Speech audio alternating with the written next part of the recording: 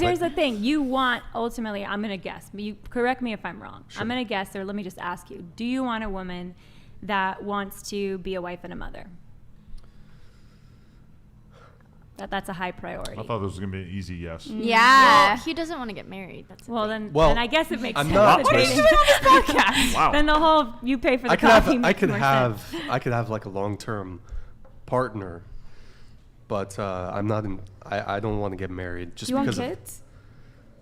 I'm strongly leaning towards the yes, but I have to of course find the right person to have kids with. So. But you don't want to marry their mother. What's that? You don't want to marry the mother of your children. No, because of the state of the marriage laws and divorce laws in this country. It's I don't think it's a good move financially for a man. Prenuptial agreement. Yeah, what if you had a prenup? Well, I think looking at Kevin Costner, he had a prenuptial agreement with his wife. I don't know the full details of it, but a lot of men, my understanding is prenups are not bulletproof. True.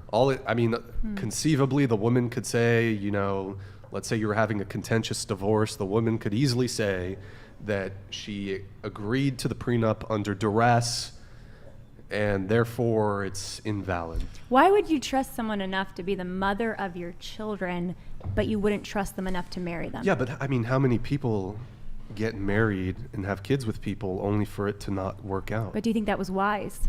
For them, well, They just weren't a great judge of character, it turns out. Yeah, but or it could be the case that maybe people change. Mm-hmm. Can I propose something? Sure. It seems like every other facet of life, learning to drive, getting a degree, getting certified to cut hair, people have to go through some sort of process to get some sort of training and get some sort of certification. But the two most important decisions that we will ever make, who we have children with and who we will marry, we think we're just going to make it on a whim, no planning, no education, no systems, no target, and it's just going to work out. I don't know. Of course people You're are. conservative though, right? Absolutely. So I don't know. That seems like a bit too much government intervention. I said nothing for me. about government. Oh, okay. I don't think the government should be involved. Well, no, at but all. you were mentioning like driver's license, like having a light. Well, I getting think a he's just saying that license there's to- like a longer There's a system to process it. that goes There's a into process these to it. things. Oh, okay. I'm not talking about the government. I think the church should be doing this stuff. I think people should be in Sure, communities where there's older couples mentoring them that are decades ahead, helping them walk through this. Well, I'm an egalitarian. When it comes to paying for the first date, I'm an egalitarian. You're an enigma, bud. I believe in equality. I mean, that's. I don't think that's equality in terms of equal dignity. I mean, it depends what you mean by equality. Well, but like you don't paying- expect the woman to be a man, right? Or maybe. Hopefully not. Okay. Hopefully. Shout out Gorlock. Nope. No pain. Yeah. No, I don't expect her. No, like obviously there are going to be certain roles that I'm going to fall into. I mean, I get why a lot of people are jaded today because divorce rates are so high and there's so many broken families. But like Ruslan was saying, there are systems, there are things you can do to really prepare and date like very intentionally to maximize the best outcomes possible. And people still have free will, so it's not like your spouse is never going to make a mistake. Because I make mistakes in my marriage, like you're going to make mistakes. But by really preparing for marriage and really getting to know the person that you're going to marry before marrying them, get to know their community, their family, all these things, I think it makes sense to take the risk for the sake of the kids too. The risk of saying, yes, I'm going to commit to you for life no matter what. sure. Here, I know we're going a little late, so. Speaking of kids, let's get home to them. Yeah. Thank you for you guys' patience. We'll wrap up here sure. in just a sec. But yeah, I don't know. There's a way to tip the scales in your favor in a marriage, man. That's all I want you to know. Yeah, I'm just like I've heard some absolute horror stories of men just getting divorced. They're financially ruined, and it's just brutal. And I've also I went to family court once. It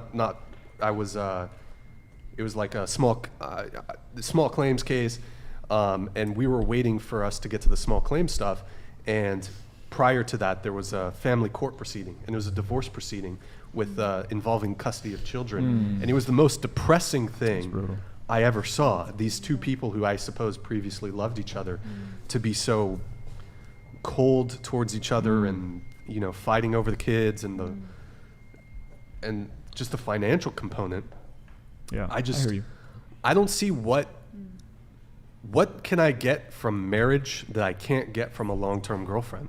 But I think that just like who you choose is so important. Like my mom works for a law office that deals with like a lot of divorces, and Sure. the stories that she comes home with sometimes are so like disheartening. And so, yeah, sometimes it makes me like a little nervous to get married because it's like, is this what it's like? But I think who you choose is just super important. I look at Meghan Markle and Prince Harry, like they're the perfect example of like why who you choose to marry is so important. I guess, but I mean, how many, like, what is the divorce rate? How many people going into marriage think, yeah, we'll probably be divorced, and inevitably they end up divorced? I think no prenup is going to save you if the woman is motivated enough. But Brian, you're still going to have custody issues even if you don't get married. So like you're not going to escape gonna be those worse, the probably. brokenness. And I would just say like if you Yeah, go but into spousal it support. if you go into it expecting the worst outcome or fearing the worst outcome and that sort of like organizing how you make your decisions, then I do think you're not going to set yourself up for success ultimately. I mean, I think that's just being smart, though, is recognizing the potential risks. I'm sure there's plenty of men that got married who, after the fact, after their divorce, are like, maybe I should have thought that through a little more. Well, definitely think it through. I don't Sure. think, I mean, that's Ruslan's I don't point know. earlier. I don't think you should ever sign a contract with somebody who's rewarded for breaking it.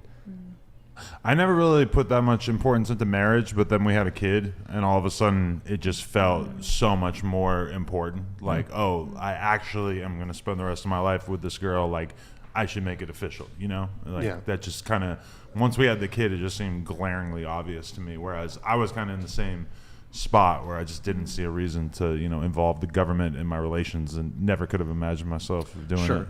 Yeah, look, and if other people want, from a religious perspective, I have no issue with marriage. I more so, and this is something I'd love to see conservatives doing, because I feel like conservatives are definitely more on the side of men than liberals are. But I do think there ought to be a look at the marriage laws and the divorce laws to perhaps better protect men, you know, when it comes to, you know, there's alimony, community property, just there's a lot of potential negatives when it comes to marriage. I'll just say this last thing on marriage, and then if anyone has a final thought, I'll give it to you, and then we'll wrap up. I would say, if you're, as a man, you're dead set on getting married, the least that you can do is make sure of these three things. She does not have a child from another man.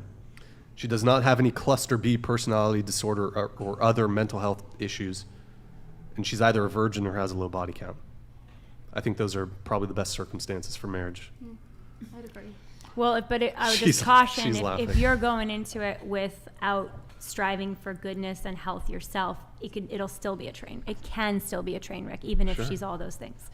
So it always takes two to tango in a marriage. Like you have to both give everything you can to be the best and to be the healthiest.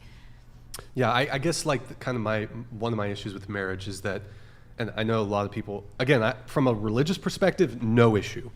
But your religion does not exclusively preside over your marriages. The state presides over your marriages, not biblical values. I mean, they do, but like ultimately, if a woman is unhappy in a marriage, she goes to the state. She doesn't go to God. So I guess that's my ultimate She probably issue goes to with God first, and then if that doesn't work, then she gets divorced. I think she's praying not to get divorced. Can I ask for the a girls here, while. last thing?